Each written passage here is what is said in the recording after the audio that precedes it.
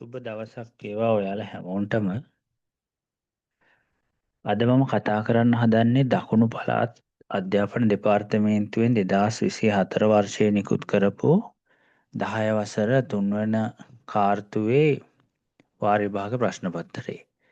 අපි මෙතන ඉඳලා කතා කරගෙන යන්. මේ ප්‍රශ්න පත්‍රයේ ගැටලු තියෙනවා නම් ඔයාලා මට මැසේජ් එකක් දාන්න, මම ඒකට උත්තර දෙන්නම්.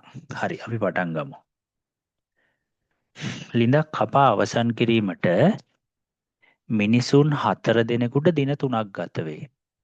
එතකොට මෙතන ඉන්නවා මිනිසුන් නේද? මිනිසුන් 4 දෙනෙකුට දින 3ක් ගත වේ. මේවා අපි දන්නවා මිනිස් දින ගණන් නේද? එතකොට මිනිසුන් 6 දෙනෙකුට ලිඳ කපා අවසන් කිරීමට ගතවන දින ගණන සොයන්න. රයිට්. මිනිස් දින ගණන් නම් අපි දන්නවා වැඩේ කරන්නේ මිනිස්සු. හරිනේ, කාලය තියෙන්නේ දිනවලින්. එහෙනම් මිනිසුන් ගුණ කරාම දිනවලින් තමයි මිනිස් දින හැදෙන්නේ. එහෙනම් ලියාගමු මිනිසුන් ගුණ කිරීම දින මිනිස් දින කියලා. මිනිසුන් ගුණ කිරීම දින සමානයි මිනිස් දින. එතකොට අපි දන්නවා මිනිස්සු වෙනවා 4 දෙනෙක්. හරිනේ? මිනිස්සු 4 දෙනෙක් එනවා. දවස් 3ක් යනවා.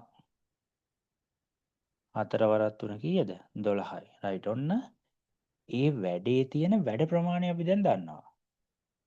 ඔය වැඩේම කරන්න මිනිස්සු 6 දෙනෙක් ආවොත් දවස් කීයක් යනවද කියලා අපෙන් අහන්නේ. හරිනේ? එතකොට දැන් ඔන්න ඒ වගේම ලිඳක් කපන්න, ඒ සයිස්ම ලිඳක් කපන්න මිනිස්සු 6 දෙනෙක් එනවා. එතකොට අපෙන් අහනවා දවස් කීයක් යනවද කියලා. රයිට්, අපි බලමු. එහෙනම් දැන් වැඩේට එනවා මිනිස්සු 6ක්. අපි දන්නවා ඔය ලිඳ කපන්න යන වැඩ ප්‍රමාණය මිනිස් දින 12යි. එනවා මිනිස්සු 6ක්. දින ගාන අපි දන්නේ නැහැ. එහෙනම් අපි දින ගාන දාගන්නවා x කියලා. හරිනේ? රයිට්. එතකොට 6x ගෙන් ගුණ කරාම 6x සමානයි 12යි. අන්න අපිට ආව සරල සමීකරණයක්. 6x සමානයි 12යි. අපිට x නේ ඕනේ, අපිට 6 ඕනේ නෑනේ. එහෙනම් අපි 6 අයින් කරනවා. දෙපැත්තම බෙදනවා 6න්. 6ට 6 කැපෙනවා. 6 1යි 6 1යි 6 1යි 6 2යි. අන්න ආව ලස්සනට උත්තර x සමානයි 2යි. එහෙනම් දින කීයක් ගත වෙනවද? දවස් 2යි යන්නේ ලිඳ කපන්න. ඔන්න පළවෙනි ගාන හරි. දැන් අපි යමු දෙවැනි ගානට.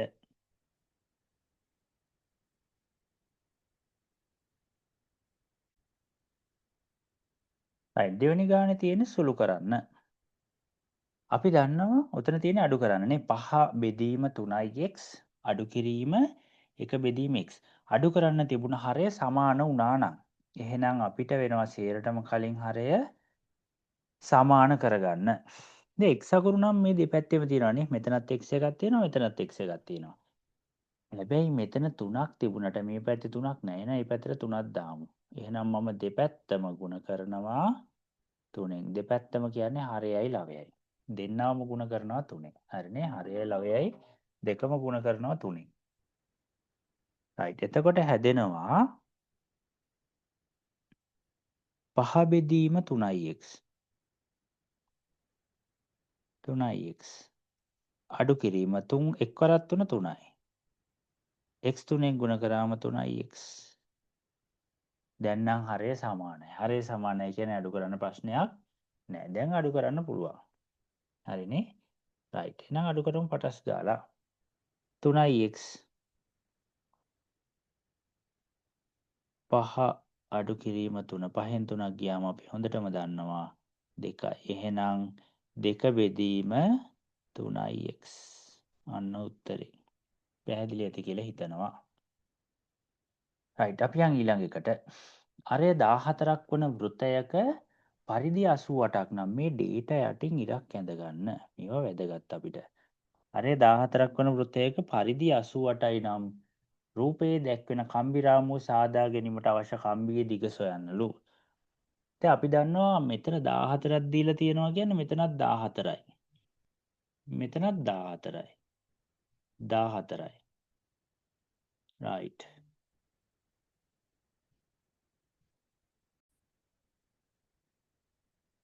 රයිට්. ඔන්න 14 ඒවා ටික අපි දන්නවනේ. එතකොට මේ ටික තමයි අපි දන්නේ නැත්තේ. මේ ටික දන්නේ නැහැ. එහෙනම් ওই ටික හොයාගන්න ඕන. අපි දන්නවා ওই තියෙන පරිධිය. පරිධිය හොයන සූත්‍රයක් තියෙනවා. මොකද්ද සූත්‍රය? C සමානයි 2πr. හැබැයි උතන වෘත්තයක් නැහැ. වෘත්තයකින් කොටසයි තියෙන්නේ. ඒ නිසා අපි දන්නවා 360න් ඊට දාන්න ඕනේ.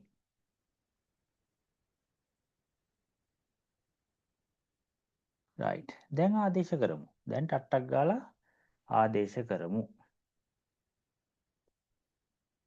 2 ගුණ කිරීම C දාන්නේ නැහැ මම. 2 ගුණ කිරීම 5 කියන්නේ 7න් 22යි.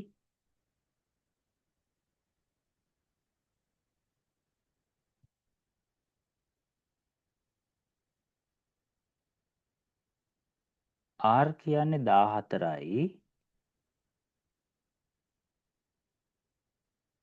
ටීට කියන්නේ 360න් කෝණ කීයක් තියෙනවද? 45යි. හරිනේ. මේ තියෙන්නේ 45යි කියලා. ටීට 45යි. කැපෙන ඒවා කපලා දාමු ටට්ටක් ගාලා. කැපෙන ඒවා කපලා දාමු. 7 ඒවා 1යි 7 ඒවා 2යි. හරිනේ. ඔන්න ඒක හරි. 45 ඒවා 1යි 45 ඒවා 8යි. දෙවරක් 1යි දෙවරක් 4යි. දෙවරක් 1යි දෙවරක් 2යි. දෙවරක් 1යි දෙවරක් 11යි. අන්න ඉතුරුනේ 11යි. රයිට්. දැන් ඕන අපිට කම්බිරාමුවේ දිග හොයන්න. හරිනේ. කම්බිරාමුවේ දිග දැන් සිම්පල්. එහෙනම් මේ ටික කීයක් වෙනවද? 11ක් වෙනවා.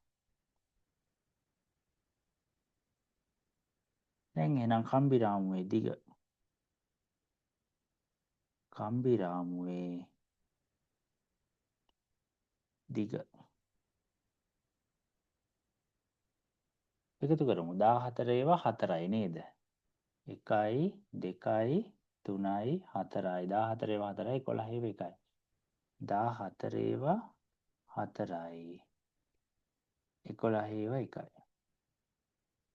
14 ඒවා 4ක් 56යි 11යි. කීයක් වෙනවද? 67යි සෙන්ටිමීටර. ඔන්න උත්තරේ මම රවුම් කරා. හරිනේ. ඔන්න උත්තරේ. හරිට අපි යන් ඊළඟ ගානට. රූපයේ දී ඇති තොරතුරු අනුව x අගය සොයන්න. රයිට්. අපි දන්නවා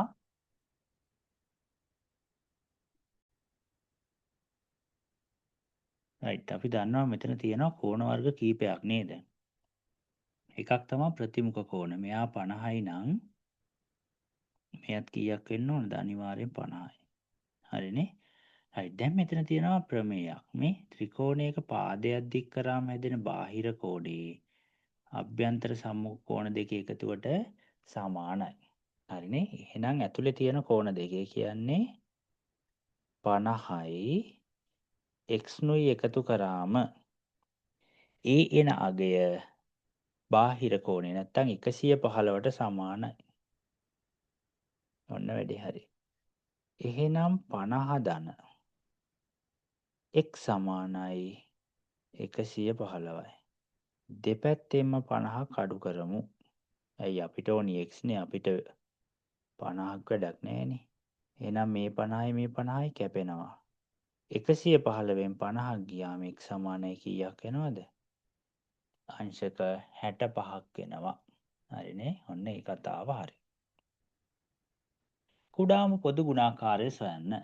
අපිට ඉස්සර වෙලාම ওই ඉලක්කම් ටිකේ කුඩා පොදු ගුණාකාරය හොයාගත්තා නම් අකුරු ටික පස්සේ හොයාගන්න පුළුවන්. ඉස්සෙල්ලා ඉලක්කම් ටික හොයාගන්න ඕන.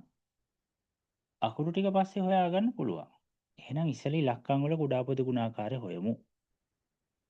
5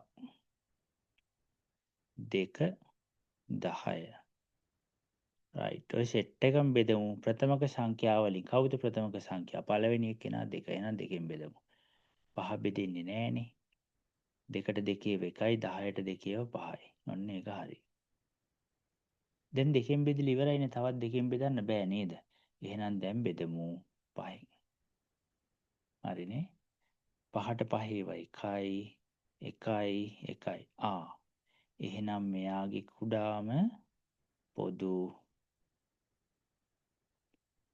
ගුණාකාරය 2 ගුණ කිරීම 5 ගුණ කිරීම. දැන් අකුරු ටික. අකුරු වලින් වැඩිම තියෙන්නේ මෙතන තියෙනවා ඒ වර්ගය. වෙන පාටක් ගමු. අනිත් ඒවා ඒ නෑ නේද? එහෙනම් වැඩිම තියෙන්නේ ඒ වර්ගේනේ. මං ඒ වර්ගේ ගන්නවා. ඊළඟට මෙතන B වර්ගයක් තියෙනවා, B 3ක් තියෙනවා. වැඩිම තියෙන ගාන ගන්න. එහෙනම් B වැඩිම තියෙන්නේ B 3. එහෙනම් අපි ගන්නවා එතනින් B 3. ඊළඟට C තියෙනවා. C අකුරු එකයි තියෙන්නේ මේ. ගුණ කිරීම C. එහෙනම් කුඩා පොදු ගුණාකාරයෙන් දෙවරක් 5 10යි. ඒ වර්ගය B3 C. ඔන්න වැඩේ හරි. right. ඒ ගානත් හරි. 6. දී ඇති වෙන් රූපයේ ඒ මේලය B ඩෑෂ් ප්‍රදේශය අඳුරු කරන්න. අපි දන්නවා මේලය කියන්නේ ඔක්කොම ටිකනේ. ඒ මේලයේ B කියන්නේ A ගේ ටිකයි B ගේ ටිකයි. මේලය. මේලය කියන්නේ එකතුවක්. හරිනේ. එහෙනම් ඒ මේලයේ B කියන්නේ A රවුමයි B රවුමයි. හැබැයි ඩෑෂ් කියන්නේ ඔය කියන කෙනා හැර අනිත් ටික. හරිනේ. හැර අනිත් ටික. එහෙනම් ඒ මේලයේ B කියන්නේ A රවුමයි B රවුමයි. එහෙනම් ඒ මේලයේ B ගේ ඩෑෂ් කියන්නේ A රවුමයි B රවුමයි හැර ඉතිරි සියල්ල. එහෙනම් ඒ රවුම් දෙක නැතුව වටේ ටික පාට කරන්න වෙනවා. හරිනේ. ඔන්න ඔය ටික තමා එන්නේ ඒ මේලයේ B ඩෑෂ්. රයිට්. ඒක හරි. ලඝු ගණකාකාරයෙන් ලියන්න. අපි දන්නවා ලඝු වුණත් දර්ශක වුණත් වෙනස් වෙන්නේ නැති දෙයක් තියෙනවා. මොකද්ද? ලඝු වුණත් දර්ශක වුණත් පාද වෙනස් වෙන්නේ නැහැ. එහෙනම් පාදේ හොයාගන්නේ කොහොමද? පාදේ තියෙන්නේ පහළ. හරිනේ. එහෙනම් මෙන්න මේ කොටසේ පාදේ කවුද? පහළ තියෙන ලොකු ඉලක්කම පාදේ. එහෙනම් ඒ තමා පාදේ. එහෙනම් මම ඉස්සෙල්ලාම බලන්න ලඝු ආකාරයෙන් ලියන්න තියෙන ලඝු ආකාරයෙන් ලියනවා නම් log කියලා ලියන්නම ඕනේ. හරිනේ. log කියලා ලියන්නම ඕනේ. පාදේ පහළ තියෙන ලොකු අකුරනේ එහෙනම් ඔන්න පාදේ ලිව්වා. මං කිව්වා වෙනස් වෙන්නේ නැහැ ලඝු උනත් දර්ශක උනත් වෙනස් වෙන්නේ නැත්තේ පාදේ. එහෙනම් වෙනස් වෙන්නේ මොකද්ද? වෙනස් වෙන දෙයක් තියෙන්නත් එපයි. වෙනස් වෙන්නේ මෙන්න මේ ඈත ඉන්න x ගේ ගාවට එනවා. ඒගේ ගාවේ ඉන්න තුනේ ඉලක්කම ඈතට යනවා. එහෙනම් ඒගේ ගාවේ ඉන්න තුනේ ඉලක්කම ඈතට යනවා. ඈත ඉන්න x ගේ ගාවට එනවා. ඔන්න ලඝු ආකාරයෙන් ලිව්වා. හරිනේ. එහෙනම් දර්ශක ලඝු දර්ශක ආකාරයට ලියන විදිය ඔන්න ඕක. මං උදාහරණයක් විදියට පොඩ්ඩක් ලියන්නම් මේක. දන්නේ නැත්නම් මේක නෝට් ඩවුන් කරගන්න. ඒ පාදෙට m සමානයි n කියලා දර්ශක විදියට ලිව්වොත් අපිට ලියන්න පුළුවන් ලඝු පාද වෙනස් වෙන්නේ නැහනේ. ඒ පාදෙට n ගේ ලඝු ගණකය m කියලා. ඔන්න වැඩේ. දන්නේ නැති අය ඔක ලියාගන්න. එතකොට පාද වෙනස් වෙන්නේ නැහැ. දර්ශක වුණත් ලඝු වුණත් කිසිසේත්ම පාද වෙනස් වෙන්නේ නැහැ. වෙනස් වෙන්නේ අනිත් දෙන්න මාරු වෙන එක විතරමයි සිදුවන එකම වෙනස. හරිනේ? රයිට්. ඊළඟට යන්න. ABC ත්‍රිකෝණයේ BAC සමානයි 90යි. කො BAC? BAC කියන්නේ මෙයා 90යි. BD සමානයි DCB. ඒක සමානයි කියලා ලකුණු කරලා මොන්න තියෙනවා. හරිනේ? සමානයි කියලා දීලා තියෙනවා. ABD 40යි නම් BCD අගය සොයන්නලු.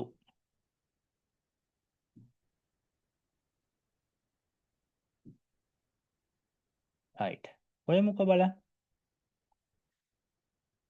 අපි දන්නවා මෙන්න මේක අපිට හොයාගන්න පුළුවන් නේ. ඉස්සෙල්ලාම ඕක හොයාගන්න පුළුවන්. කවුරු අල්ලගෙනද? ADB ත්‍රිකෝණය අල්ලගෙන. ඕනෑම ත්‍රිකෝණයක අභ්‍යන්තර කෝණ තුනේ එකතුව අංශක 180යි. හරිනේ මං චූට්ටක් empty sheet එකට යන්නම් මේක explain කරගන්න ඕන නිසා. මං ගන්නවා ABD ත්‍රිකෝණය. මෙන්න මේ වගේ ත්‍රිකෝණයක් තියෙන ඔයාලට පේනවා ඇති.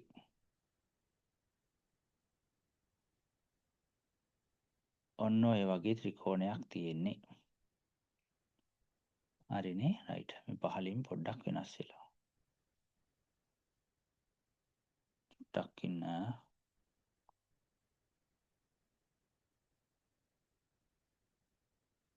ඔන්න ඔය වගේ ත්‍රිකෝණයක් තියෙන මේ දෙන්න සමානයි. රයිට් ABD කියන්නේ මෙයා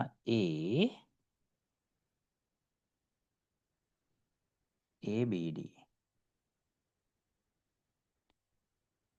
ABD රයිට්. ඕකේ මෙතන 90යි මෙතන දාලා තියෙනවා කීයද 40ක්. 40යි. දැන් අපිට මේක හොයාගන්න. අපි දන්නවා ත්‍රිකෝණයේ අභ්‍යන්තර කෝණ තුනම 180යි. එහෙනම් මම ලියන 90 ධන මේ කෝණේ 90 ධන 40 ධන මම මෙතන x අකුරක් දාගන්නම් x සමානයි 180යි. රයිට් 90යි 40යි අපි දන්නා 130යි. ධන x සමාන 180යි. අපි දෙපැත්තෙන් 130ක් අඩු කරමු. මේ දෙන්නවා කැපෙනවා x සමානයි 50යි. අන්න x ගේ අගය ආවා. මෙතන 50යි. හරිනේ. මෙයා 50 නම් අපි දන්නවා මේ කෑල්ල මේ දෙන්නම 180යි මේ මෙතන ඉඳලා මෙතෙන්ටම 180යි. එහෙනම් දෙන්නම 180 නම් 180ෙන් 50ක් මෙතෙන්ට ගියාම ඉතුරු 130. ඔන්න 130යි. හරිනේ. දැන් අපි දන්නවා DBC කියන්නේ සමද්විපාද ත්‍රිකෝණයක්. සමද්විපාද ත්‍රිකෝණයක සමාන පාදවලට ඉස්සරහා ඉන්න කෝණ සමානයි. ඒ නිසා මම මෙතනටත් x දාලා මෙතනටත් x දානවා. දැන් අපි දන්නවා මෙන්න මේ DCB ත්‍රිකෝණේ අභ්‍යන්තර කෝණ තුනම ඒකෙත් 180යි. එහෙනම් මම ලියනවා x ධන x අකුරු දෙකයිනේ x ධන 130 සමානයි 180යි. x එකතු කරාම 2x ධන 130 සමානයි 180යි. අපිට ඕනේ x අපිට 130න් වැඩක් නැහැ නේද? අයින් කරනවා 130. ඍණ 130ක් දානවා කැපිලම යන්න. එහෙනම් මෙයයි කැපුණා. මෙයා 50යි. 2x සමානයි 50. අපිට 2x ඕනේ. අපිට ඕන BCD. BCD කියන්නේ x. එහෙනම් දෙපැත්තම දෙකෙන් බෙදුවා. x සමානයි කීයක් වෙනවද? 25යි. අන්න උත්තරය ආවා. පැහැදිලි ඇති කියලා හිතනවා. ඊට අපි අංක 9ට යමු. එක්තරා මෝටර රථයක චලිතයට අදාළ දුර කාල ප්‍රස්ථාරයක් මෙහි දැක්වේ. ඔන්න දුර කාල ප්‍රස්ථාරයක් තියෙනවා. එම රථයේ මධ්‍යක වේගය සොයන්න. අපි දන්නවා මධ්‍යක වේගය සොයන්න සූත්‍රයක් තියෙනවා නේද? එහෙනම් මධ්‍යක වේගය සමානයි ගමන් කළ මුළු දුර. ගමන් කළ මුළු දුර. බෙදන්න ඕනේ ගත වූ මුළු කාලය. ගත වූ මුළු කාලය. රයිට් දැන් ගමන් කළ මුළු දුර හොයාගන්න කොහෙද? මේ දුර පාල ප්‍රස්ථාරයක් නේ. ඒතකොට දුර තියෙනවා. මේ බිඳුවෙන් පටන් අරන් තියෙන්නේ 30 ගාවට වෙනකන් ඇවිල්ලා. එහෙනම් ගමන් කළ මුළු දුර කිලෝමීටර් 30යි. ගත වූ මුළු කාලය හොයාගන්න පුළුවන් බිඳුවෙන් පටන් අරන් තියෙන්නේ මිනිත්තු 60යි මිනිත්තු 60යි. මිනිත්තු 60යි කියන්නේ පැය එකයි. හරිනේ.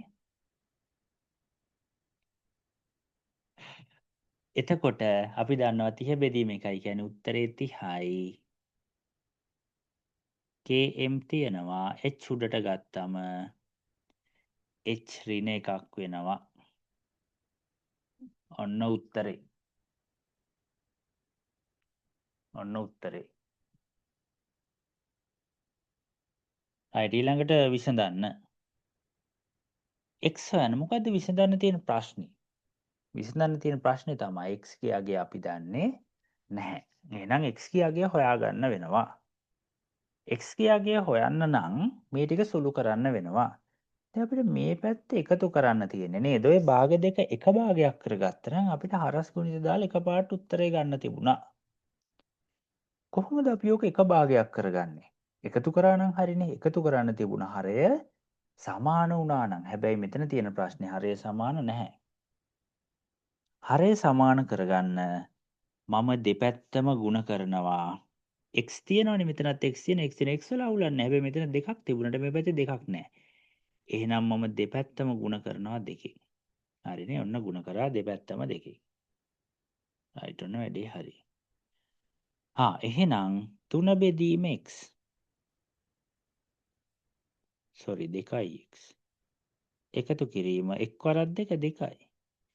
x දෙකෙන් ගුණ කරාම 2x. දැන් නම් හරය සමාන. 5 බෙදීම 12. හරිනේ රයිට්. එහෙනම් දැන් එකතු කරන්න පුළුවන්. එකතු කරාම එනවා 2යි 3යි 5. 5 බෙදීම 2x සමානයි 5 බෙදීම 12. දැන් දාන්න පුළුවන් මොන ගුණිතද? ආරස් ගුණිතේ. 5 ගුණ කිරීම 12. 2x ගුණ කිරීම 5. අපිට අවශ්‍ය x නේ. අපිට මේ දෙකෙන් වැඩකුත් නැහැ. 5න් වැඩකුත් නැහැ. එහෙනම් දෙපැත්තෙන් බෙදනවා 2නුයි 5නුයි. රයිට්. කැපෙන අය කපලා දාමු. 5ට 5 කැපෙනවා 2ට 2 කැපෙනවා දෙවරක් 1යි දෙවරක් 6යි. 5ට 5 කැපෙනවා එහෙනම් x සමානයි 6යි. අන්න විසඳුවා. වැඩේ හරි. රයිට්. අපි යන් 11 වෙනි ප්‍රශ්නෙට. පහත දැක්වෙන ත්‍රිකෝණ වලින් අංග සම ත්‍රිකෝණ යුගලය තෝරා අංග සම අවස්ථාව ලියන්න. අපි දන්නවා ත්‍රිකෝණ අංග සම වෙන අවස්ථා 4ක් තියෙනවානේ. එක ත්‍රිකෝණයක පාද තුනම තවත් ත්‍රිකෝණයක පාද තුනට අනුරූප පාද තුනට සමාන නම් අපි කියනවා ඒ ත්‍රිකෝණ දෙක අංග සමයි කියලා. මොකද අනුරූප කතාව මොකද්ද? දැන් මම දකුණු අත උස්සලා ඔයාලට කිව්වොත් මම උස්සපු අතට අනුරූප අත උස්සන්න කියලා. ඔයාලත් උස්සන්න ඕන දකුණු අතම තමයි. රයිට්. එතකොට පැහැදිලි ඔයාලට පාපාප අවස්ථාව කියන්නේ එක් ත්‍රිකෝණයක පාද තුනම තවත් ත්‍රිකෝණයක අනුරූප පාද තුනට සමාන නම් ඒ ත්‍රිකෝණ දෙක අංග සමයක සාමාන්‍ය අවස්ථාවක්. ඊළඟට ත්‍රිකෝණයක කෝණ දෙකක් හා පාදයක්. තවත් ත්‍රිකෝණයක අනුරූප කෝණ දෙකට හා පාදයට සමානයි නම් ඒ ත්‍රිකෝණ දෙකත් අංග සමයි. ඒක අපි කියනවා කෝණ දෙකයි පාදයයි කෝකෝප අවස්ථාව. ඒකත් සාමාන්‍ය අවස්ථාව. ඊළඟට ත්‍රිකෝණයක පාද දෙකක් හා අන්තර්ගත කෝණය. තවත් ත්‍රිකෝණයක අනුරූප පාද දෙකට හා අන්තර්ගත කෝණයට සමාන නම් අපි කියනවා ඒ ත්‍රිකෝණ දෙකත් අංග සමයි. හැබැයි අවස්ථාව පාද දෙකයි කෝණයයි. ඔව් පාකෝපා. අන්න ඒක විශේෂ අවස්ථාවක්. මං චුට්ටක් ඒක එක්ස්ප්ලේන් කරන්න. මොකද්ද ඔය කියන කතාව? මෙන්න තියෙනවා ත්‍රිකෝණ දෙකක්. ඔය ත්‍රිකෝණ දෙකේ මේ පාදෙට මෙයා සමානයි දිගින්ම. මේ පාදෙට මෙයත් දිගින් සමානයි. මේ කෝණෙට මේ කෝණෙත් අගයෙන් සමානයි. අන්න එහෙනම් පාද දෙකක් හා අන්තර්ගත. අන්තර්ගත කියන්නේ ඇතුලේ තියෙන මේ පාද දෙකෙන් මේ පාද දෙකේ ඇතුලේ තියෙන කෝණයට අපි කියන අන්තර්ගත කෝණය. එහෙනම් ත්‍රිකෝණයක පාද දෙකයි අන්තර්ගත කෝණයයි තව ත්‍රිකෝණයක අනුරූප පාද දෙකටයි අන්තර්ගත කෝණයටයි සමාන නම් විතරක් අපි කියනවා මේ ත්‍රිකෝණ දෙක අංග සමයි කියලා. එතකොට මේ දෙන්න නම් අංග සමයි. දැන් මෙහෙම આવොත් අංග සමයිද? චුට්ටක් මේක බලන්නකෝ. දැන් අපිට බැලුමටම පේන්නේ ඕක අංග සමයි කියලානේ. හරිනේ. මේ පාදෙත් රේඛා දෙකයි එහා පාද රේඛා දෙකයි පහළ එක රේඛාව අනිත් කෝණ දෙක සමානයි. හැබැයි හොඳට මතක තියාගන්න ඕක අංග සම නෑ. හේතුව තමයි මේ තියෙන්නේ අන්තර්ගත කෝණය නෙවෙයි. ඔය කෝණය මෙතන තිබ්බනම් ගොඩ. එහෙනම් අන්තර්ගත කෝණේ නැත්තම් ඔය වගේ ඒවා අංග සම වෙන්නේ නැහැ. හොඳට ඒක මතක තියාගන්න. රයිට්. එහෙනම් ඔන්න විශේෂ අවස්ථාව එකක් කිව්වා. සාමාන්‍ය අවස්ථා දෙකයි පාද තුනම පාද තුනට සමාන නම් ඊට පස්සේ කෝණ දෙකයි පාදයේ අනුරූප කෝණ දෙකයි පාදයට සමාන නම් සාමාන්‍ය අවස්ථා. විශේෂ අවස්ථාවකට මං කිව්වා පාද දෙකක් හා අන්තර්ගත කෝණය. තවත් ත්‍රිකෝණයක අනුරූප පාද දෙකට හා අන්තර්ගත කෝණයට සමාන නම් ඒ දෙන්න අංග සමය අවස්ථාව පාකෝපා එක ස්පෙෂල් විශේෂයි. විශේෂ නිසා ප්‍රශ්න අහන්නේ විශේෂ කොටස් වලින්. එහෙනම් ඕකෙන් ප්‍රශ්න අහන්න පුළුවන්. අනිත් එක තමයි පාවලත් විශේෂ අවස්ථාව කර්ණපා. ඒ මොකද්ද කර්ණපා කියන්නේ? අපි ඒකෙදි ගන්න ඍජු කෝණී ත්‍රිකෝණ විතරයි. ඍජු කෝණී ත්‍රිකෝණයක කර්ණය හා තවත් පාදයක්. තවත් ඍජු කෝණී ත්‍රිකෝණයක කර්ණයට හා අනුරූප පාදයට සමාන නම් අපි කියනවා ඒ දෙන්නා කර්ණපා අවස්ථාව යටතේ අංග සම වෙනවා කියලා. පැහැදිලියයි කියන්න මට මෙසේජ් එකක් දාන්න. එතකොට මම තව දුරටත් මේක විස්තර කරන්නම්. රයිට් ඔන්න ඒ කතාව හරි. මෙතන ඍජු කෝණී ත්‍රිකෝණනේ තියෙන්නේ අපි ඉස්සෙල්ලා මේ කෝණ මදිපාඩු තියෙනව නේද? අඩුපාඩු අපි ඒව ෆිල් කරගමු. ත්‍රිකෝණයක අභ්‍යන්තර කෝණ තුන 180යි. මම මේ කතා කරන්නේ පළවෙනි ත්‍රිකෝණය ගැන. ඕක එකක් 90යි. අනිත් එක 35යි. ඔය දෙකේ එකතුව බලමුකෝ 125යි. දැන් අපි දන්නවා ත්‍රිකෝණයේ අභ්‍යන්තර කෝණ තුනම 180යි. එහෙනම් 180න් 135ක් අඩු කරමු ටක් ගාලා. සෝරි 125ක් නේද? රයිට්. බිංදුවෙන් 5ක් බෑ එකක් ගත්ත 10න් 5ක් 5යි 7න් 2ක් 5යි. එහෙනම් මේක අපි දන්නවා 55යි. එහෙනම් ඔන්න අපි ස්පේස් එක හොයාගත්තා. හිස් තැන හොයාගත්ත 55යි. රයිට් මේකේ බලමු. මේකේ 90යි 55යි. එහෙනම් ඉතින් අපි දන්නවා කලින් එකේ අනිත් පැත්තනේ. මේක කීයක් වෙන්න ඕනද? 35යි. ඒක ඉතින් හොයන්න දෙයක් නැහැ. හරිනේ? පැහැදිලි ඇති අපැහැදිලි නම් ඔය ත්‍රිකෝණයේ අභ්‍යන්තර කෝණ තුන 180යි කියලා ගන්න. එහෙනම් මේකෙත් 90යි 35යි තියෙනවා. අනිවාර්යෙන් මේක 55යි. ඕක ඉතින් O level වලට යන ළමයෙක් නම් මේව පේන්න ඕනේ. 10 වසරනේ ඉන්නේ නේද? එතකොට අනිවාර්යෙන් මේ ටික ක්ලියර් වෙන්න ඕන. රයිට් ඔන්න ඒ කතාව හරි.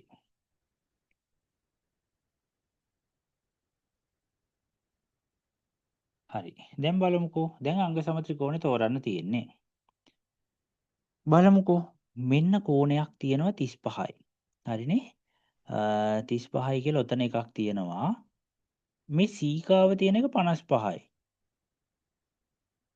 මෙයා 90යි. 55යි 90යි මැද්දේ තමයි පාද තියෙන්නේ. බලමු මේ වගේ ඒවා තියෙනවද කියලා. මෙන්න 55යි 90යි මැද්දේ පාදේ නැහැ. 55යි 90යි මැද්දේ පාදේ නැහැ. එහෙනම් මේක හරියන්නේ නැහැ. ඔය වගේ ඒවා නැහැ. නැත්තම් ඒක අයින් කරලා දාමු. දැන් බලමු මේ දෙන්නා හරියනවද කියලා අංග සම වෙනවද කියලා. හරි. 90යි 35යි අතර මැද පාදේ තමයි ඔන්න මේකේ තියෙන්නේ. හරිනේ? 90යි 35යි අතර මැද පාදේ. මේකෙත් 90යි 35යි අතර මැද පාදනේ. එහෙනම් මේකට අනුරූප පාද තමයි. එහෙනම් මේ කෝණෙම මෙතනක් තියෙනවා. මේ කෝණෙම මෙතනක් තියෙනවා. අනුරූප පාදේ මෙතන තියෙනවා. එහෙනම් කෝණ දෙකයි පාදයයි කියන්නේ කෝපා. හරිනේ කෝණ දෙකයි පාදයයි. එහෙනම් ඔන්න තියෙනවා කෝණ දෙකයි පාදයයි. එහෙනම් අපි ලියනවා අංග සම වෙන එක්කෙනා PQR.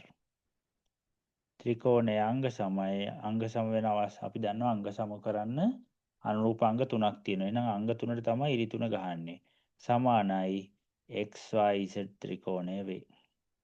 හරිනේ? අවස්ථාව ඇහුවොත් කෝණ දෙකයි පාදයයි. එහෙනම් කෝපා අවස්ථාව. ඔන්න වැඩේ හරි. පැහැදිලි ඇති කියලා හිතනවා. රයිට්. 4x වර්ගය ධන 4x ඍණ 3 වර්ගජ ප්‍රකාශනයේ එක් සාධකයක් 2x ඍණ 1 වේ. ඉතිරි සාධකය හොයන්න. අපි ප්‍රකාශනයම පටස් ගාලා ගලව ගමු. එතකොට සිම්පල්නේ 4x වර්ගය ධන 4x ඍණ 3. 4x වර්ගය ධන 4x ඍණ 3. මේවා හදන හැටි මං කලින් කියලා ඇති. ඒ නිසා හොඳට මතක තියාගන්න මං ආයි චුට්ටක් කියාගෙන යන්නම්. පද තුනයි. මෙයා මුල් පදය, මැද පදය, අග පදය. හරිනේ. එහෙනම් මුල් පදයේ සංගුණකය මං ගන්නවා. මොකද්ද සංගුණකය කියන්නේ? සංගුණකය කියන්නේ නොදන්න අකුරට ඉස්සරහින් ඉන්න ඉලක්කම. එහෙනම් මුල් පදයේ සංගුණකය ගුණ කරනවා අග පදයෙන්. ඍණ 3. 4 වරක් 3 12යි. ඍණයි ධනයි ඍණ. ඍණ 12 හැදෙන විදි ටික දැන් මම ලියන්න හදන්නේ. අපි දන්නවා 1 වරක් 12 12යි නේද? එහෙනම් මම ඒකත් ලියන්නම්. 1 වරක් 12 12යි. හැබැයි එකක් ඍණ වෙන්න ඕන අනිත් එක ධන වෙන්න ඕන. නැත්තම් ඍණ 12ක් වෙන්නේ නැහනේ. එහෙනම් ඕකෙම ලකුණු මාරු කරන්න පුළුවන්. 1 වරක් 12 12යි ධනයි ඍණයි ඍණ. ඔන්න ඒක හරි. ඊළඟට දෙවරක් 6 පුළුවන්නේ. දෙවරක් 6 12යි. ඍණ 12 නිසා එකක් ඍණ එකක් ධන. මේ දෙක මාරු කරන්න පුළුවන්. එකක් ධන එකක් ඍණ. 3 වරක් 6 18යි. මේ දෙකෙන් බලමු. මේ දෙකෙන් හදාගන්න පුළුවන්ද කියලා බලමු. මම දැන් මොකද කරන්නේ? මෙන්න මේ මැද තියෙන ಗುಣ කිරීම ඉවත් කරලා ඔය වෙනුවට දානවා එකතු කිරීමක්. හරිනේ? ඔන්න මම දානවා එකතු කිරීමක්. දැන් අපි දන්නවා එකතු කරලා උත්තරේ ගමු. මම පහලින් ඉඳන් උඩට එන්නම්. ධන 2යි ඍණ 6යි. ධන 2යි ඍණ 6යි. ලකුණු සමානද වෙනස්ද? ධන 2යි ඍණ 6යි. ඔව් ලකුණු වෙනස්. ලකුණු වෙනස් නම්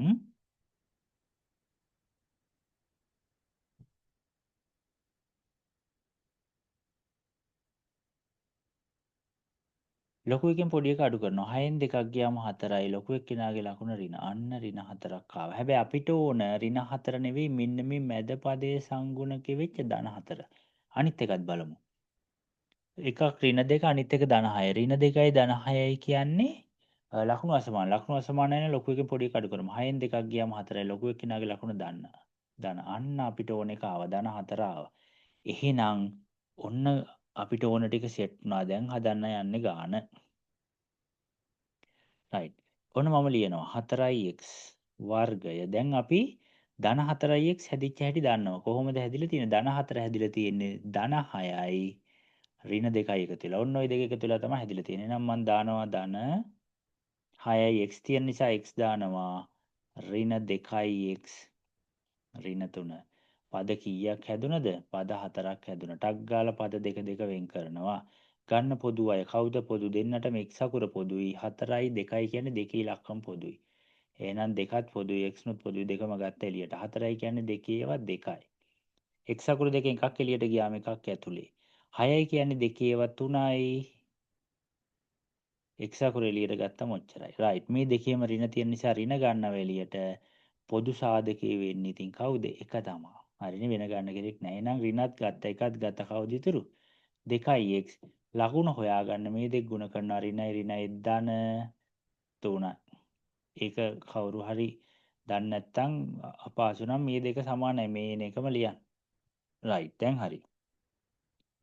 දැන් මේ දෙන්නටම පොදු කෙනෙක් ඕන. කවුද දෙන්නටම පොදු? අපිට හොඳටම පේනවා වරහන් ඇතුලේ ඉන්න 2x ධන 3 තමයි දෙන්නටම පොදු. එහෙනම් පොදු සාධක එළියට ගත්තොත් 2x ධන 3 මේකතනින් 2x ධන 3 ගත්තම 2x ඉතුරු ඔය විදිහට කපන්න එපා මම ඔයාලට පේන්න කැපුවේ 2x ගත්තම ඍණ 1 ඉතුරුයි ඔන්න සාධක දෙක එකක් 2x ධන 3 අනිත් එක 2x ඍණ 1 එහෙනම් මේකේ දීලා තියෙනවා 2x ඍණ 1 එහෙනම් මේකට ඕන කවුද 2x ධන 3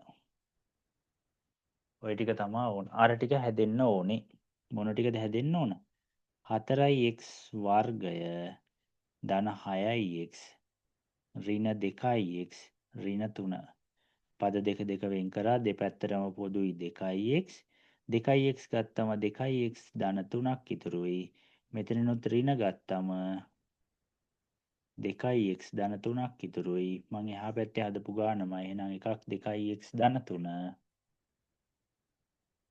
අනිත් එක 2x ඍණ 1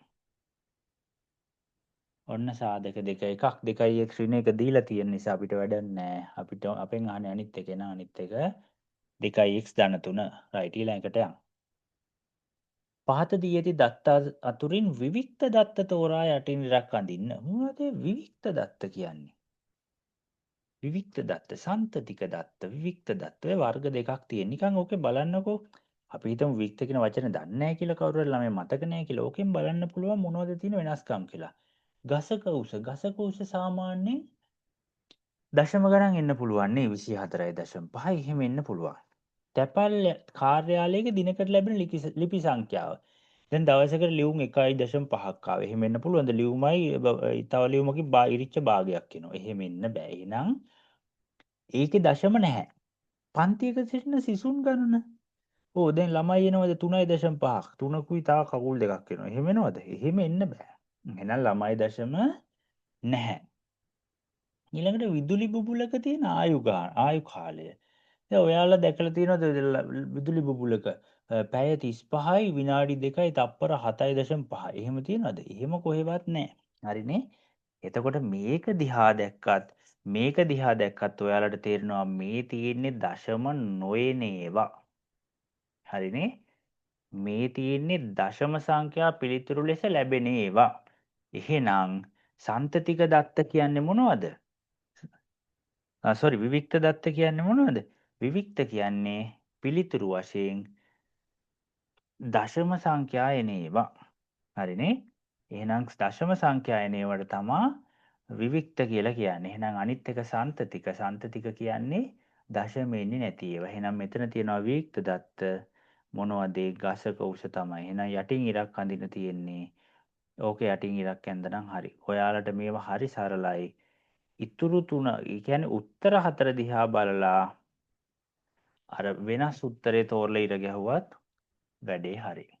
හරිනේ? හරිට ඔන්න ඒ කතාව හරි. අපි යන් ඊළඟ ගානට.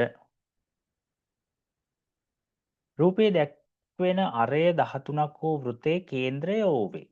ඇයි කේන්ද්‍රය O කියන්නේ? අපිට ඇස් පේන්නේ නැතුවද? නෑ නෑ. ගාන හදාගන්න කේන්ද්‍රය ඕනේ. ඒ නිසා තමයි වැඩිදුරටත් තමයි අපිට කියන්නේ කේන්ද්‍රය O වෙනවලු. AB 24යි. නම් OD දිග සොයන්න. මෙතන තියෙනවා ප්‍රමේයක්. මතකද? වෘත්තයක කේන්ද්‍රයේ සිට ජායට අඳිනු ලබන ලම්බකය මගින් එම ජාය සමච්ඡේදනය වේ. හරිනේ? නැත්තම් ඕකේ අනිත් පැත්ත වෘත්තයක කේන්ද්‍රයයි ජායක මධ්‍ය ලක්ෂයයි. මධ්‍ය ලක්ෂය කියනකොට මේ දෙක ඔටෝ සමානයි. හොඳේ මධ්‍ය ලක්ෂය නම් සමාන වෙන්න එපයි. යාකරන රේඛාවෙම ජායට ලම්බක වේ. හරිනේ? ඔන්න ප්‍රමේය සහ විලෝමය දෙක මං කිව්වේ. එහෙනම් මෙතනත් වෘත්තයක කේන්ද්‍රයයි ජායේ මධ්‍ය ලක්ෂයයි යාකරන රේඛාව. මේ OD කියන්නේ යාකරන රේඛාවම ජායට ලම්බක වෙන්න ඕනේ. එහෙනම් උතන කෝණේ කීයද? 90යි. 90 දැක්ක හැටිය මතක් වෙන්නේ ඍජු කෝණේ ත්‍රිකෝණයක්. ඍජු කෝණේ ත්‍රිකෝණ දැක්ක හැටිය මතක් වෙන්න ඕනේ පයිතකරස්. පයිතකරස් සම්බන්ධයෙන් තමයි එහෙනම් උතන ගාන හදන්න ඇත්තේ. දැන් ඒ බීම 12යි. 24යි. මේ කෑල්ලම 24යි. 24යි නම් භාගයක් කීයද? භාගයක් ඉතින් 12යි. මුළු එකම 24යි නම් භාගයක් 12යි. හරිනේ? එහෙනම් මේ කෑල්ල 12යි. එහෙනම් මේ කෑල්ලත් 12යි. රයිට්. ඔතන තියෙනවා ඍජු කෝණී ත්‍රිකෝණයක්. හරිනේ? ඔන්න ත්‍රිකෝණේ මෙයා 13යි. මෙයා 12යි. OD දිග සොයන්න තියෙන්නේ. මේක ඉතින් OD. අපි දන්නවා පයිතකරස් සම්බන්ධය හොඳටම ඍජු කෝණී ත්‍රිකෝණයක කර්ණය. කර්ණය කියන්නේ 90ට ඉස්සරහින් තියෙන පාදේ නැත්තම් දිගම පාදේ. ඍජු කෝණී ත්‍රිකෝණයක කර්ණයේ වර්ගය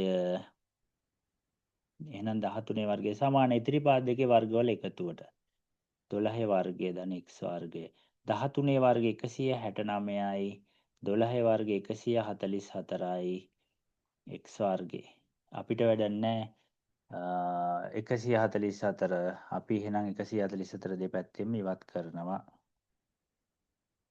දෙපැත්තෙම අයින් කරනවා මේ දෙක කැපෙනවා x සමානයි x වර්ගය සමානයි 25යි දෙපැත්තටම වර්ග කැපෙන්න දානවා වර්ගමූලේ ලස්සනට එනවා උත්තරේ x සමානයි 5යි එහෙනම් OD සමානයි කීයක් එනවද 5යි සමහරු ඔය x සමානයි 5යි කියලා දාලා වැඩේ නවත්තනවා එහෙම දාලා හරියන්නේ නැහැ x කියන්නේ OD නේ එහෙනම් OD සමානයි 5යි කියලා ලියන්නම ඕනේ හරිනේ ඔන්න වැඩේ හරි රයිට් වැට් 12ක වැට් බද්ද සමග භාණ්ඩයක් මිලදී ගැනීම සඳහා සුරංගට ගෙවීමට සිදු වූ මුදල 16,800යි කියන වැට් එකත් එක්කම වැට් බද්ද ලෙස අය කර ඇති මුදල සොයන්න රයිට්. දැන් 16 112යි කියන එකේ තේරුම මොකද්ද? ඔව් 100ක දෙයකට වැට් එක 12යි. 100ට 12යි කියන්නේ ඔය 100 හැම එකක්ම 100කට මෙච්චරයි කියලා ඔය හදලා තියෙන්නේ. එහෙනම් 112යි කියන එකේ තේරුම 100ක දෙයකට වැට් එක 12යි. දැන් උතන වැට් එකත් එක්ක නේද ගෙවලා තියෙන්නේ. නිකමට හිතන්නකො 100ක දෙයක් ගෙනාවයි කියලා. මං කියනවා මාක පෙන් එකක්. මාක පෙන් එක 100යි. එහෙනම් 112යි නේද වැට් එක. එහෙනම් 100 මාක පෙන් එකට වැට් එක 12යි. එහෙනම් වැට් එකත් එක්කම මුළු ගානම එනවා 112ක්. හරිනේ වැට් එකත් එක්ක මුළු ගාන 112යි. එහෙනම් වැට් එකත් එක්කම ගාන 112ක් වුණාට වැට් එක නැතුව 100යි. හරිනේ? හොඳට මතක තියාගන්න මේක ප්‍රතිශත ගානක්. ප්‍රතිශත ගානක් නම් ගාන පටන් ගන්න ප්‍රතිශතෙන්. නැතුව හදන්න බෑ. ප්‍රතිශත ගානක ගාන පටන් ගන්න ප්‍රතිශතෙන්. එහෙනම් බලන්න ප්‍රතිශතය දීලාද කියලා 112යි කියලා දීලා තිනවා. 112යි කියන්නේ 100ක දෙයකට වැට් එක 12යි. එහෙනම් ඕක කියන්නේ වැට් සමග නිසා 100ක දෙයකට වැට් එක 12යි කියන්නේ වැට් එක ගෙව්වයින් පස්සේ 100ට දෙයට අර 12ත් එකතු වෙනවා. ඒ කියන්නේ 112යි. හැබැයි වැට් එකත් එක්ක 112 ගෙව්වට වැට් එක නැතුව 100යි. වැට් එකත් එක්ක 112 ගෙව්වට වැට් එක නැතුව 100යි නම් වැට් එකත් එක්ක 16800ක් ගෙව්වට වැට් එක නැතුව කීයද කියලා අහන්නේ. එහෙනම් අපි දන්නවා මේ සිස්ටම් එක. හරිනේ මං කලින් වීඩියෝස් වල දාලා ඇති. ඉරෙන් උඩ 100යි. පන්තියේ ඕන තරම් කියලා දීලා තියෙනවා. ඉරෙන් පහළ මේ ඊතලෙම අනිත් පැත්තේ. ඉරෙන් උඩ මෙතන උඩ තියෙන ඉලක්කම කෙලින්ම ඉරෙන් උඩ. හරිනේ? ඒක ඉරෙන් උඩ. ඊළඟට ওই ඊතලෙ දිගේ එහා පැත්තට ගියාම තියෙන 112 අනිවාර්යෙන් ඉරෙන් පහළ. ගුණ කරනවා පහළ පෙළේ ඉන්න 16800. හරිනේ? ඔන්න වැඩේ. දැන් සුළු කරන්න තියෙන්නේ. කීයක් විතර වෙයිද 16800ට 112 ඒවා. සුළු කරමු. 16800ට 112 ඒවා. එකට නෑ 16ට නෑ 168ට එකයි. 168ට 112 ඒව එකයි. 8න් දෙකක් ගියාම 6යි. 6න් එකක් ගියාම 5යි 56යි. බිංදුව ගත්තම් 560ට 4යි. හරිනේ? දෙවරක් 4 8යි.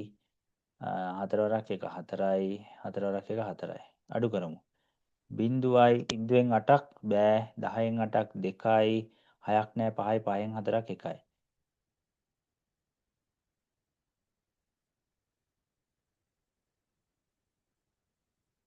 ඊළඟට 5න් 4ක් 1යි 112යිනේ. 112යි බිංදුව ගත්තම 1120ට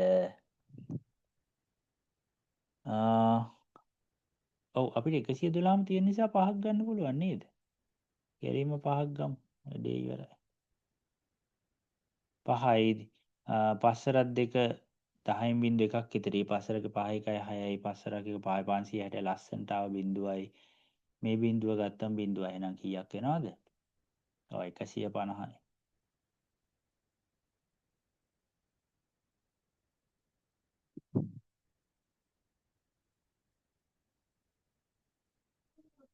එකයි 150යි.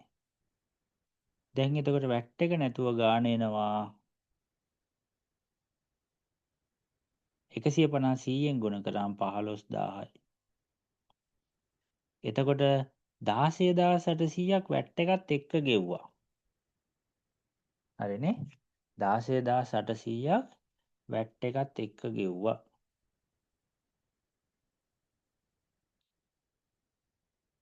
වැට් එක නැතුව ගාන 15000යි. තව ක්‍රමයක් තියෙනවා දැන් කමන්නේ මම. එතකොට වැට් එක කීයක් එනවද 1800යි. පැහැදිලි ඇති කියලා හිතනවා. රයිට් 16 තව ගණන් ටිකයි තියෙන්නේ.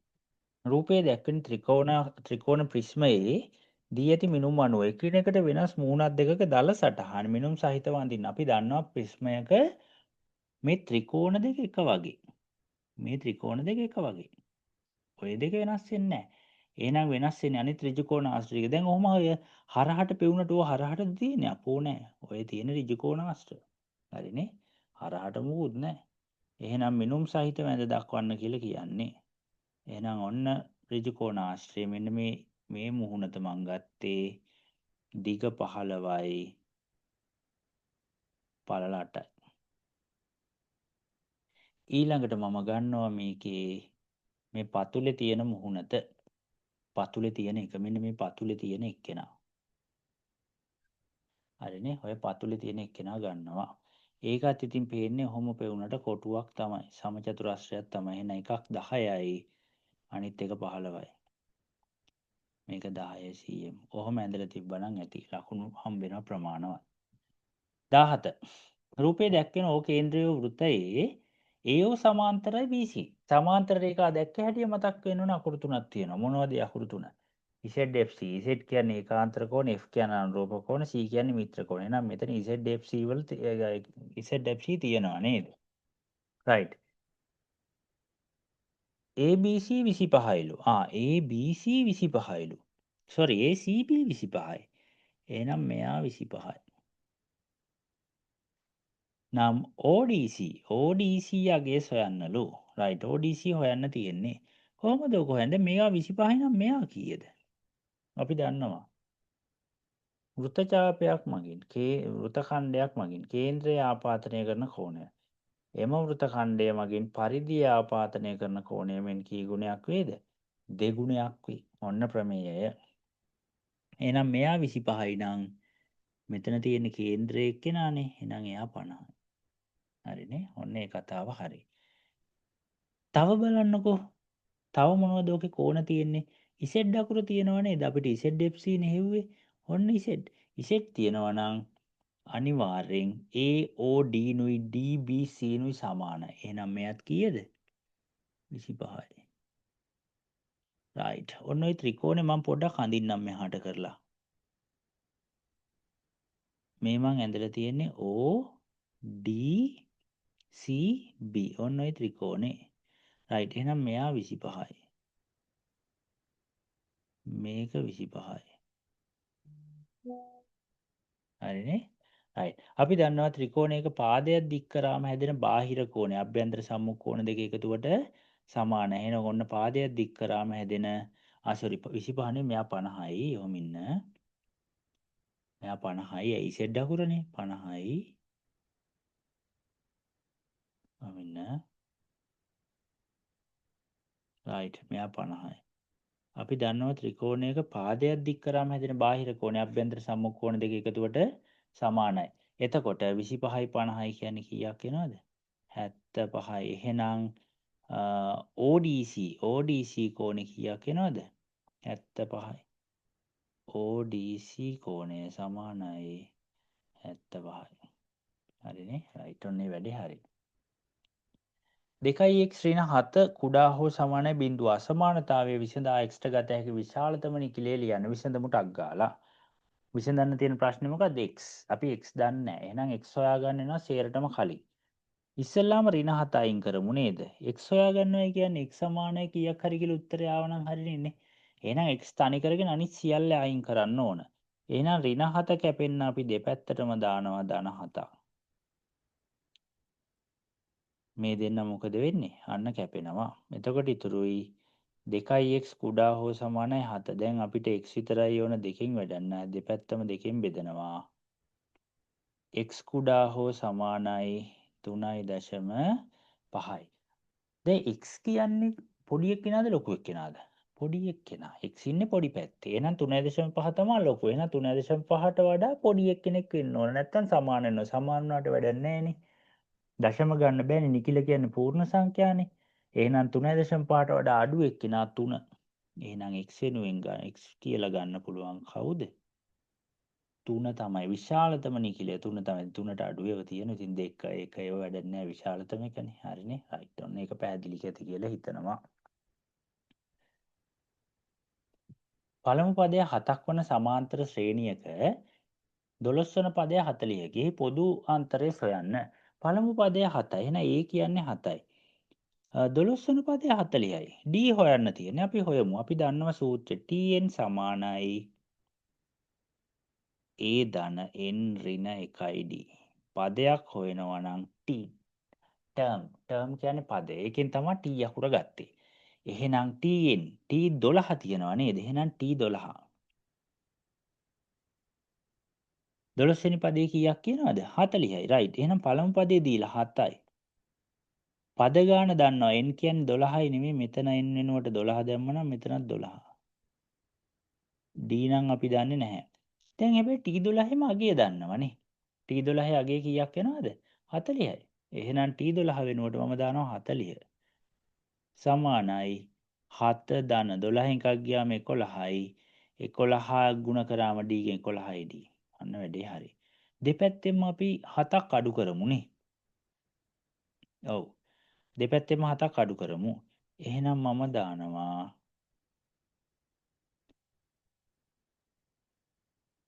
මේ පැත්තටත් අඩු කිරීම 7. මේ පැත්තටත් අඩු කිරීම 7.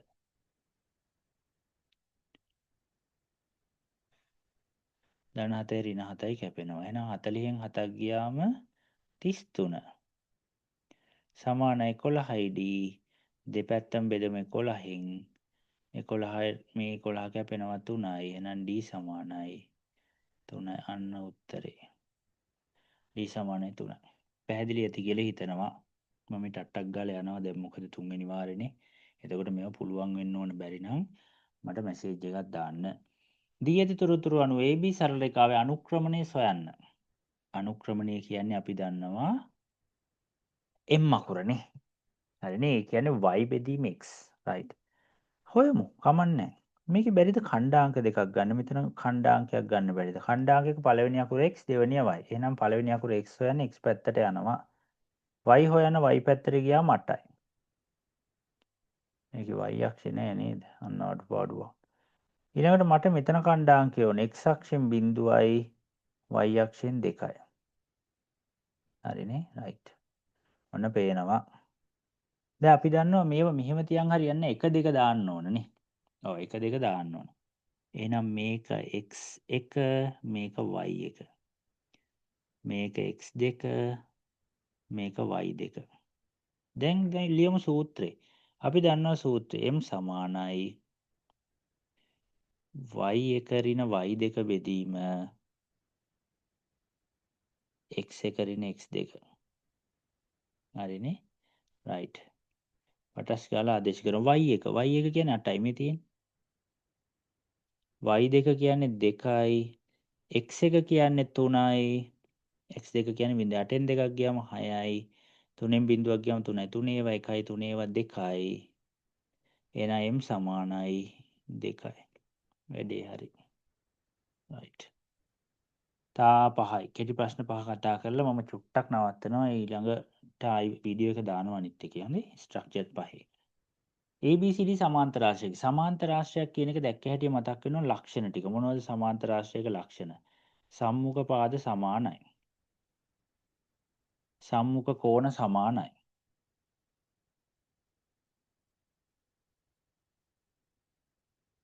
විකර්ණයක් ඇන්දම වර්ගඵලය සමච්ඡේදනය වෙනවා. මේවා කටපාඩමේ තියෙන්න ඕනේ හොඳේ. නැත්තම් වැඩක් නැත. මේවා කෙලින්ම ප්‍රශ්න. විකර්ණය කියන එක සමච්ඡේදනය වෙනවා. ඔන්න ඔය ලක්ෂණ හතර කටපාඩමේ තියාගන්න. මේවායින් කෙටි ප්‍රශ්නයක් එනවා. විකර්ණය කියන එක සමච්ඡේදනය වේ. ඔන්න ලක්ෂණ හතර. සමාන්තර ආශ්‍රයක ලක්ෂණ හතර. බලමු මේකේ තියෙනවද කියලා. right ABCD සමාන්තර ආශ්‍රයකි කියපු හැටි අර හතර තියෙන්න ඕන. BAD හි සමච්ඡේදකය BAD හි සමච්ඡේදකය AE වේ. සමච්ඡේදකය නම් මේකයි සමාන වෙන්න ඕන. ඔය රූපේ දැක්කට පෙවුම් නැති වුණාට සමච්ඡේදකය නම් සමාන වෙන්න ඕන. BCD 70යි. BCD 70 නම් AEC සොයන්න. AEC සොයන්න. දැන් අපි දන්නවා සමච්ඡේදකය කියන්නේ සමාන ඡේදනය වෙනවා. ශීර්ෂ කෝණ සමාන වෙන්නේ මේක 70 නම් මේ මුළු එකම 70යි. මුළු එකම 70යි කියන්නේ මේක 35යි. හරිනේ. ඔක 35ක් වෙනවා. එතකොට මෙතන 35යි. ඔක 35යි. දැන් බලන්නකො මේකේ C අකුරක් තියෙනවද කියලා. මේ සමාන්තර රේඛා තියෙනවා මේ. අන්න ZFC මතක් වෙන්න ඕනේ. සමාන්තර රේඛා දෙකක් දැක්ක හැටිය මතක් වෙන ZFC. Z කියන්නේ ඒකාන්තර කෝණ, F කියන්නේ අනුරූප කෝණ, C කියන්නේ මිත්‍ර කෝණ. එහෙනම් මෙතන මිත්‍ර කෝණ තියෙනවා. මිත්‍ර කෝණ කෝ මෙන්න C අකුර. ඔන්න මිත්‍ර කෝණ 70යි මෙතන ඉතුරු ටික. එහෙනම් අපි දන්නවා මිත්‍ර කෝණ යුගලයක එකතුව 180යි. 180න් මෙතන 70ක් තියෙනවා. එහෙනම් ඉතුරු 110යි මෙතන. එහෙනම් ওই කෑල්ල 110යි. දැන් අපෙන් අහන්නේ AEC. AEC කියන්නේ මෙයා. අපි දන්නවා චතුරාශ්‍රයක අභ්‍යන්තර කෝණ හතර එකතුව 360යි. එහෙනම් දාමු අපි මේ හතර එකතු කරමු 70 ධන 110 ධන 35 ධන AEC සමානයි 360යි. එහෙනම් මේ ටික එකතු කරාම 70 110 180යි 180යි 30යි 210යි 5යි 215යි. ධන AEC සමානයි 360යි. දෙපැත්තෙන්ම අපි 215ක් අඩු කරමු.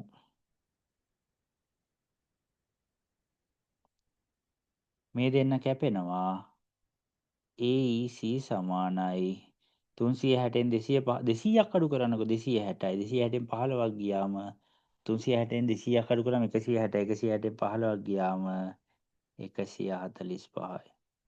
අන්න උත්තරේ. හරිනේ. රයිට් ඔන්න වැඩේ හරි. 22. බෑගයක එකම වර්ගයේ සුදු පාට හා කළු පාට පබළු 15ට වැඩි 20ට අඩු සංඛ්‍යාවක් ඇත. ඔන්න පාට දෙකයි සුදු කළු. ඉන් සුදු පාට පබළුවක් ලැබීමේ සම්භාවිතාවය 3න් 2යි. එහෙනම් සුදු පබළුවක් ලැබීම 3න් 2යි. සුදු පබළුවක් ලැබීම 3න් 2යි.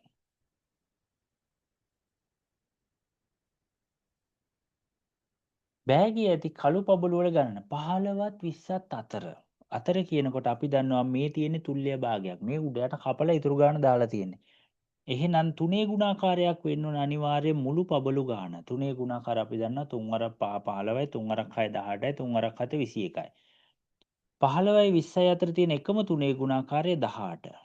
ඒක හැදෙන්නේ 6න් ගුණ කරලා. එහෙනම් ලවයත් ගුණ කරනවා 6න්. එහෙනම් දෙවරක් 6 12යි. සුදු පබළු තියෙනවා 12ක්. ඉතුරු ටික කළුනේ. එහෙනම් මුළු පබළු ගාන 18යි. 18න් සුදු පබළු 12 අඩු කරාම කළු පබළු කීයද?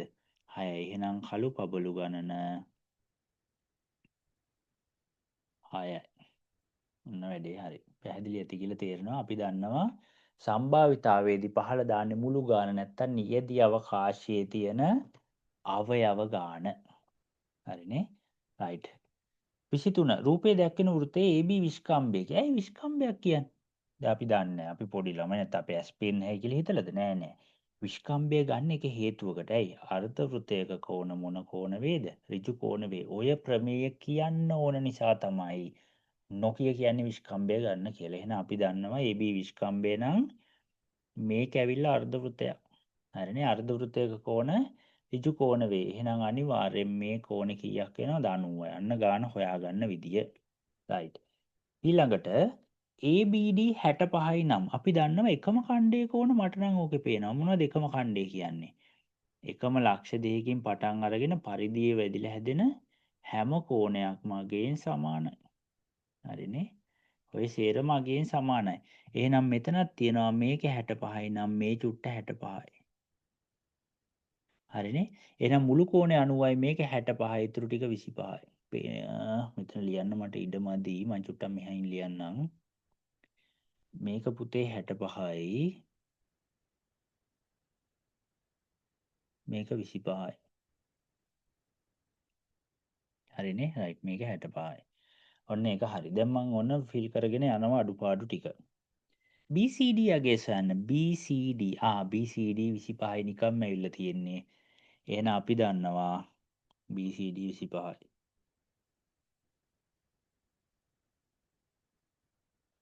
හරිනේ. ටට්ටක් ගාලා හොයාගන්න පුළුවන් හරිම ලේසි. ඕනනම් ගාන ලියන්නකොට අපිට පුළුවන් ACB සමාන 90යි. අර්ධ වෘත්තයක කෝණ.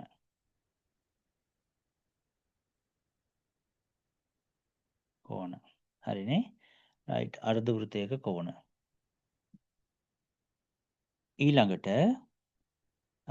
ACD 90යිනේ. එහෙනම් 90 සමානයි 65 ධන ACB. sorry BCD. BCD දෙපැත්තෙන්ම 65ක් අඩු කරනවා.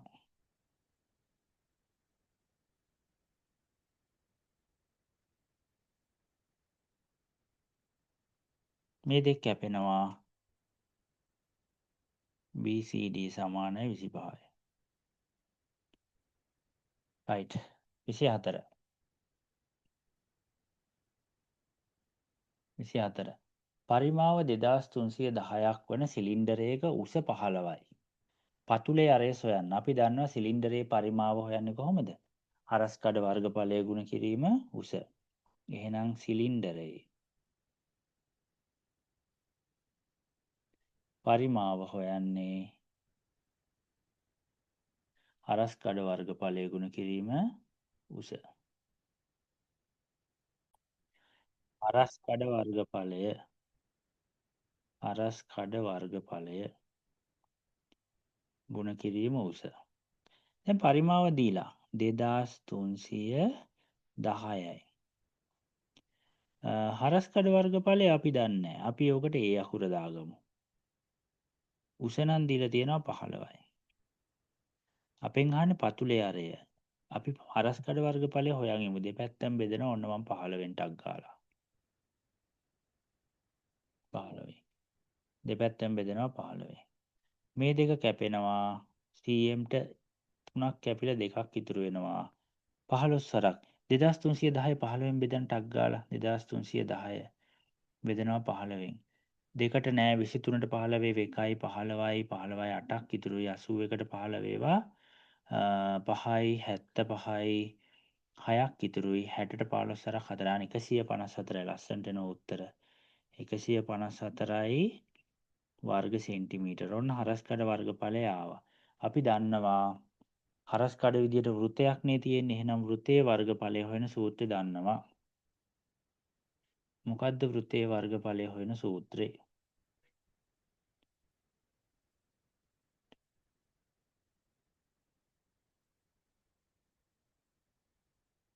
මම ඉන්න හරි. වෘතයේ වර්ගඵලය හොයන්න 5r වර්ගය. ඒ සමානයි 5r වර්ගය. එතකොට ඒ දීලා තියෙන 154යි 5 කියන්නේ අපි දන්නවා 7න් 22යි. අරය නම් අපි දන්නේ නැහැ r වර්ගෙම තමයි. එහෙනම් අපිට මේ 7 අයින් කරගන්න අවශ්‍යයි නේද? ඉස්සෙල්ලාම ඉරෙන් පහළ ටික අයින් කරමු.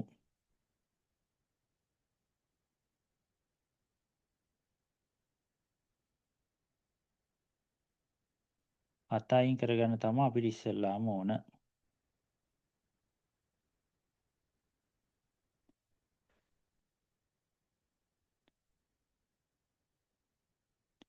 right. බෙදපු 7ක් අයින් කරන්න දෙපැත්තම 7න් ගුණ කරලා. එහෙනම් දෙපැත්තම ගුණ කරමු 7න්. මේ 7ට මේ 7 කැපුණා. එහෙනම් එනවා 154 ගුණ කිරීම 7 සමානයි 22 ගුණ කිරීම r වර්ගය. දෙපැත්තම බෙදමු 22කින්. මේ දෙක කැපෙනවා අපි දන්නවා 154යි කියන්නේ මං කියලා තියෙනවා මතක තියාගන්න කියලා 22 7ක් තමයි 154 මේවා මතක තියාගන්න. එහෙනම් 22 1යි 22 7යි. 7 වරක් 7 49 සමානයි r වර්ගේ කැපෙන්න දානවා වර්ගමූලේ මේ දෙක කැපෙනවා r සමානයි කීයද? සෙන්ටිමීටර 7යි. හරිනේ. ඔන්න වැඩේ හරි. රූපයේ දැක්වෙන්නේ අරය 12ක් වන කේන්ද්‍රික ඛණ්ඩයකි. O සිට 12ක් දුරින් වනසේ O සිට 12ක් දුරින් වනසේද AOට හා OBට සමදුරින් වනසේද? P ලක්ෂය සොයා ගැනීම අවශ්‍ය නිර්මාණ රේඛාවල දර සටහන අඳින්න. මූලික පත 4යි. මං කිව්වා අඳින හැටි ලක්ෂ 1ක් ගැන කියනවනම් වෘත්තයක්.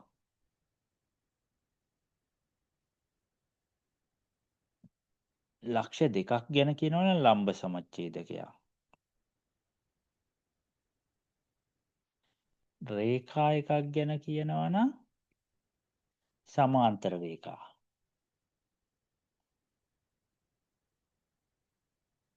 රේඛා 2ක් ගැන කියනවනම් කෝණ සමච්ඡේදකය.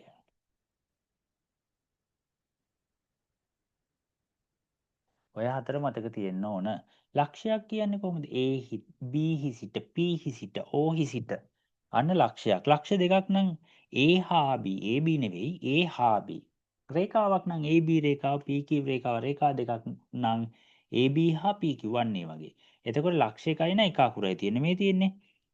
ඕ සිට 12ක් දුරින්. ඕක කියන්නේ ලක්ෂයක්. ලක්ෂයකට සිට 12 සමදුරින් නම් වෘත්තයක්. එහෙනම් ඒක තමයි මේ ඇඳලා තියෙන්නේ චාපේ. AB චාපේ ඇඳලා තියෙන්නේ.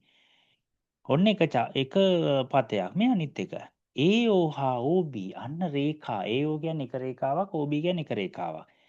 රේඛා දෙකකට සමදුරින් චලනය වන ලක්ෂයක පතය යනු එම රේඛා දෙක ඡේදනය වීමෙන් සෑදෙන කෝණයේ කෝණ සමච්ඡේදකය. එහෙනම් AO AB කියන එකේ කෝණ සමච්ඡේදකය අඳින්න ඕන. අපි දන්නවා යකඩ තුඩ ඕවල තියුව ඇඳ ඡාපයක්. ඡාපය කැපිච්ච මෙතන ඉඳලා එක ඡාපයයි මෙතන ඉඳලා එක ඡාපයයි ඡාප දෙක කැපිච්ච තැනයි මේකයි යා කරාම මෙන්න මේ රේඛාව තමයි කෝණ සමච්ඡේදය කියන්නේ. එතකොට මේ පතයයි AB ඡාපයයි කැපෙන තැන මෙයා මෙතන තමයි එහෙනම් කවුද ඉන්නේ? P ලක්ෂේ. ඔන්න ඔතන තමයි P ලක්ෂේ තියෙන්නේ. මම හිතනවා ওই ටික පැහැදිලි ඇති කියලා. B කොටස මම ඉක්මනින් වීඩියෝ එකක් දාන්නම්. මේක ගැන අවධානය යොමු කරන්න. ඕක සැලකිල්ලට ගන්න. හරිනේ? එතකොට බලා ගන්න පළවෙනි ෆස්ට් පේපර් එක ගිය අවුරුද්දේ තර්ඩ් ටර්ම් ටෙස්ට් පේපර් එක මම මේ කතා කරේ සදර්න් ප්‍රොවින්ස්. හරිනේ? මේ ටිකේ මම PDF එක දාන්නම්. මේක අරගෙන මේක දිහා බලාගෙන ඉස්සෙල්ලා උත්තර ලියලා පස්සේ මේකේ කරෙක්ෂන් බලා ගන්න. රයිට් මං හැකි ඉක්මනින් ස්ට්‍රක්චර්ඩ් ඇන් එසේ ටිකක් දානවා.